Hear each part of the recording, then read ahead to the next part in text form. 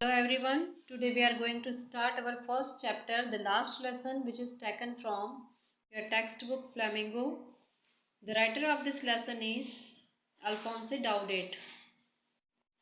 So let's start about the author. Alphonse Daudet, 1814-1897, was a French novelist and short story writer. इस lesson के जो writer थे अल्फोंसे डाउडेट 1840 में उनका बर्थ हुआ, 1897 में उनकी डेथ हुई। एक फ्रेंच नॉवलिस्ट थे और शॉर्ट स्टोरी राइटर थे। The last lesson is set in the days of the Franco Persian war. यह लेसन उन दिनों में लिखा गया जब फ्रांस और पर्शिया इनका वार चल रहा था। 1870 टू 1871 का टाइम पीरियड था, in which France was defeated by Persia led by Bismarck. और ये जो वार हुआ था इसमें फ्रांस जो हार गया था किससे, पर्शिया से, और जिसको लीड कौन कर रहे थे, Bismarck. Persia then consisted of what now are the nation of Germany, Poland and parts of Austria. Persia में उस समय जो नेशंस थे वो जर्मनी, पोलैंड और ऑस्ट्रिया, कुछ पार्ट्स उसमें इंक्लूड था। In the story the French district of Alsace and Lorraine have passed into Persian hands। और इस कहानी में बताया गया है कि फ्रांस के कुछ जिले अल्सैक और लॉरेन, दो डिस्ट्रिक्ट जो हैं वो पर्शियंस के हाथों में चले गए थे। Read the story to find out what effect this had on life at school. और इस स्टोरी में हम ये पढ़ेंगे कि ऐसा होने से वहाँ के स्कूली जीवन पर क्या फ़र्क पड़ा था। I started for school very late that morning and was in great dread of scolding। उस दिन जो है स्कूल के लिए मैं काफ़ी लेट हो गया था। and was in great dread of scolding, और मुझे जो है डांट का बहुत ज़्यादा डर था। especially because Mr. Hamel had said that he would question us on participate। और ख़ासकर इसलिए क्योंकि मिस्टर हैमल जो मेरे टीचर थे उन्होंने कहा था कि वो पार्टिसिपल्स के ऊपर कुछ प्रश्न मुझसे पूछेंगे। And I did not know the first word about them, और मुझे उसका एक शब्द भी पता नहीं था। For a moment I thought of running away and spending the day out of doors. और कुछ क्षण के लिए मैंने सोचा कि मैं यहाँ से भाग जाऊँ और कुछ समय जो है बाहर जाकर बिताऊँ। इट वॉज सो वार्म, उस दिन जो था काफ़ी गर्म था। सो ब्राइट, काफ़ी खुशगवार था। The birds were chirping at the edge of the woods, पक्षियों की चहचहाट की आवाज़ आ रही थी जंगल से। And in the open field back of the sawmill the Persian soldiers were drilling.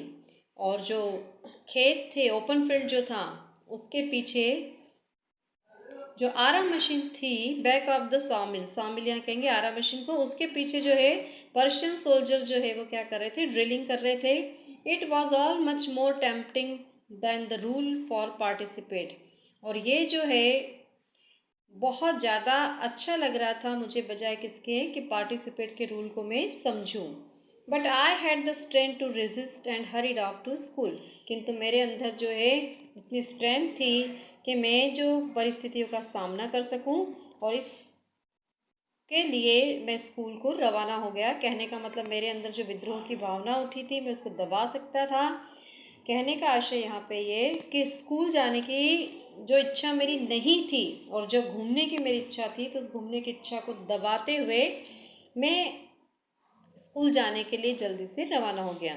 When I passed the town hall, there was a crowd in front of the bulletin board। और जब मैं वहाँ टाउन हॉल के वहाँ से गुजरा तो काफ़ी भीड़ देखी जो बुलेटिन बोर्ड के सामने थी। For the last 2 years, all our bad news had come from there। और पिछले 2 सालों से जो है जितनी भी बुरी खबरें आ रही थी वो यहीं से आ रही थी। द लॉस्ट बैटल, युद्ध को हार जाने की।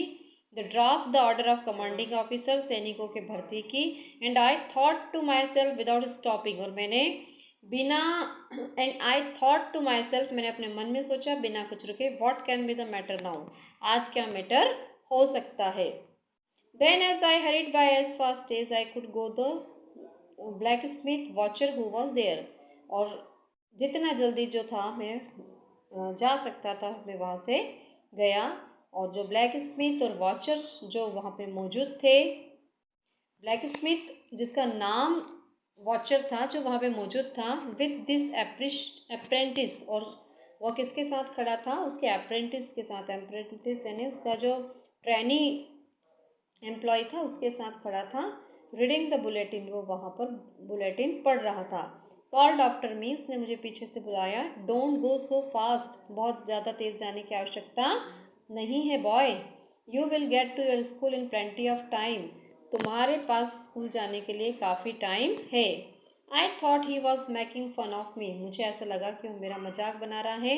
And reached mister Hummels little garden all out of breath, और जैसे ही मैं स्कूल की तरफ पहुंचा, मिस्टर हैमल का जो छोटा सा बगीचा था उसकी खुशबू जो है वहाँ से आ रही थी।